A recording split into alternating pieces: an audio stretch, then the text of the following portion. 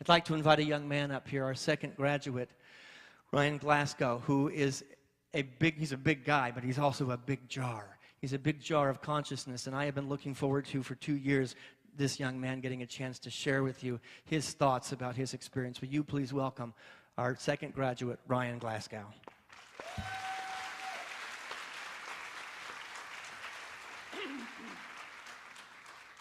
Okay. Can you hear me? Okay. So when my sister came up here 2 years ago, I remember looking over there and seeing that sign that says joy and saying, that's what I want to talk about 2 years from now. And then Richard, I was talking with him and he said, I want you to talk about who you are and what you stand for. And I said, perfect. That will work perfectly, because it's just as relevant to me today as it was 2 years ago. Now, when I'm talking about joy during this speech, it's not just about having a good time laughing with friends. Joy can be the discovery of going somewhere new, reading a good book. It can be the feeling of accomplishment after something you've tried for years. Essentially, anything that makes you feel the love of life is joy. Joy for me is the most important part of the human experience, and I think it should be for most people. An unfortunate effect I've noticed is that people often get so focused on trying to make sure that everyone around them is happy that they forget about themselves. And as long as everyone else is having a good time, well then, everything's okay. But that's not really how I think it should be, because in Unity, we teach that you have control over your experience.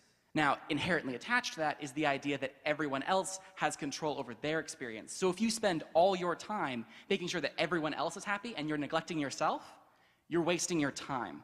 Now, it is, of course, still important to help people, because oftentimes that will bring you joy too. It's a reward in itself. But what's important is a balance must be struck.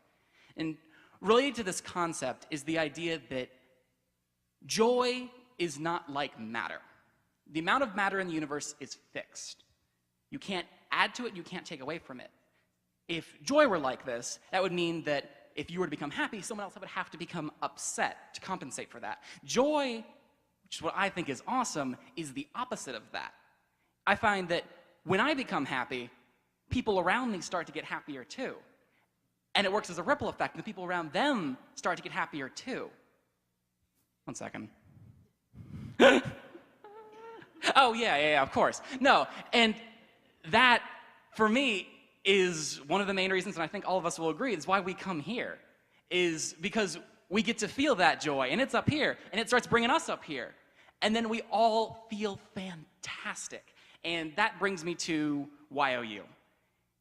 YOU has been such a fantastic experience in my journey of joy for the past few years. It's like Talia said, we are a family, and part of me feels so weird saying that, because I feel like it's such a phrase that's overused, and I was trying to think of anything else I could say, but there's really nothing else to describe it. The people I've been coming to church with on Sundays and Wednesdays for these past few years, they are my family, and that room in the basement of the admin building, that's my home.